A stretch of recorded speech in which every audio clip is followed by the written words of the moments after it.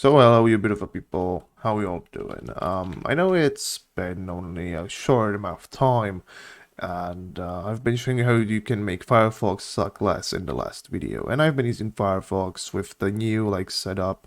I haven't tweaked around with any more settings since the last video, but I did do a few more little tweaks and changes to it, which weren't really that substantial to begin with anyways.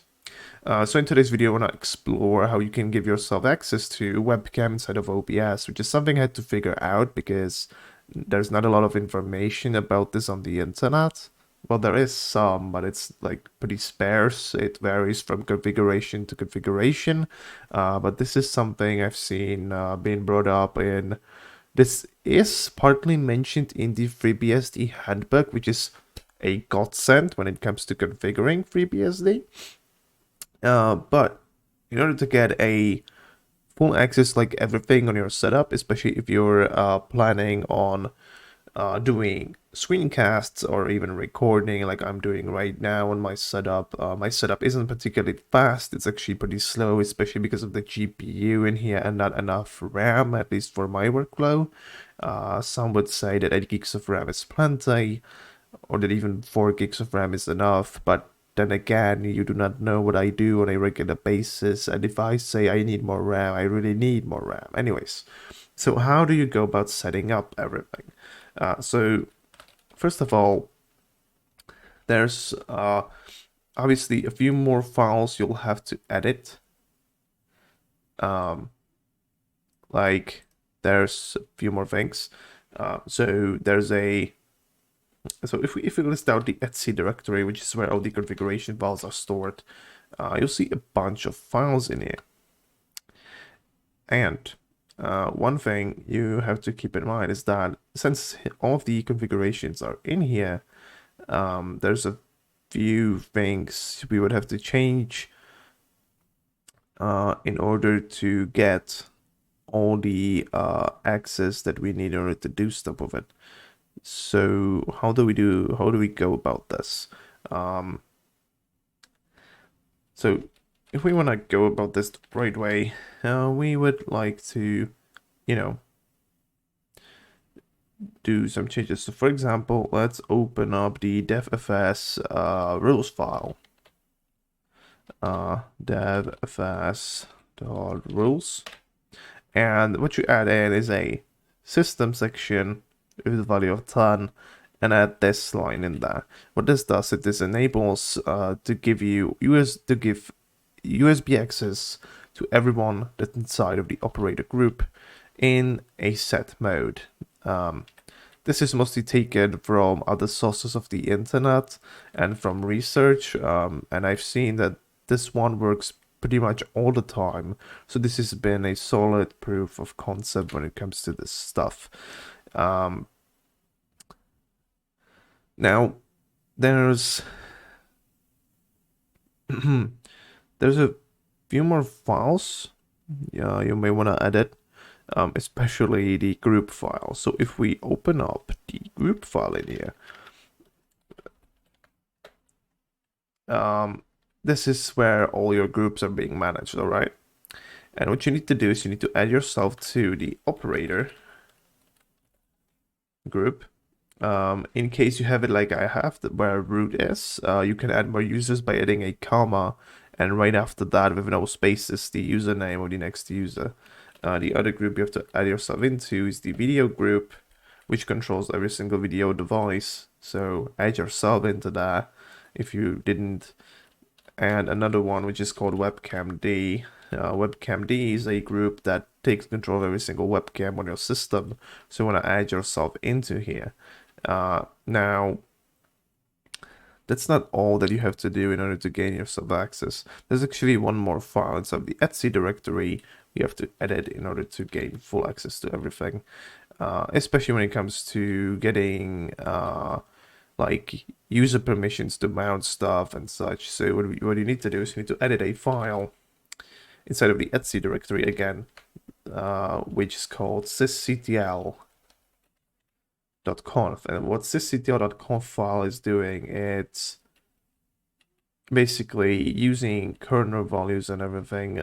Again, you may want to change this, but this is pretty safe using vfs.usermount. This is mostly for disks, but from what I've seen, this actually helps with giving you access to anything else that you might actually need. Some drives will mount automatically, some won't, so you may want to tinker around with this, but this is what I've seen that works. And also there's one more file you actually have to edit. It is, I believe, in the etc directory,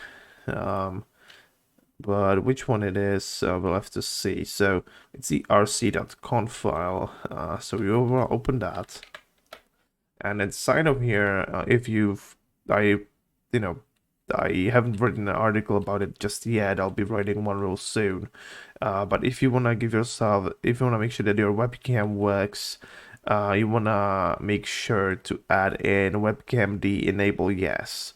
What this will do, this will enable the webcamd service at startup, so you do not have to worry about anything, at least in terms of setting up the webcam, because you would have to turn on the service, then turn on OBS, and it's quite a hassle. So this does it for you. I've disabled the sendmail service. It's not really needed. You can disable, you can leave it enabled. It doesn't really matter. And here is also where I changed the hostname to ZF. So yeah. Also, one more thing. If you want to use the system thing, you want to add this to your rc.conf file, which is devfs underscore system underscore rules set equals system.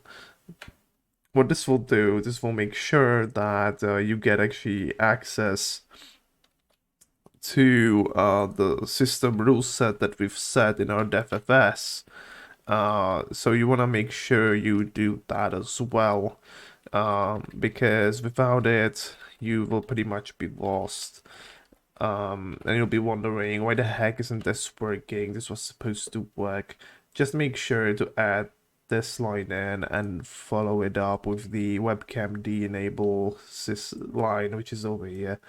I add this to these notes. I'll be putting these notes in the description below, so you can just copy paste it, so you do not have to figure out how to do this, aside from the groups file or group file. And this is pretty much all you do in order to gain access to everything. So I'm pretty sorry if it's like been a pretty rambly video. There was stuff I just remembered just by looking at the folder structure and didn't add it into the notes previously. But that's pretty much it. That's all you have to do in order to gain access to it. In case it doesn't work right away, just reboot your machine. And once you've rebooted your machine, you should have access to everything like I did. And I did not have to even add myself to the wheel group, because believe it or not, the wheel group should not be used like this. It's a pretty big risk, so you should not add your user to the root group. If possible, you can give yourself a entry into the sudoers file using vi sudo. Again, I don't have the permissions, but you know, I could like show you this. So if you want to add yourself to the sudoers file, you just open it up with vi sudo and you scroll down all the way where you see user privilege specification, and you just copy this line, paste it in here, and change the root name to your username.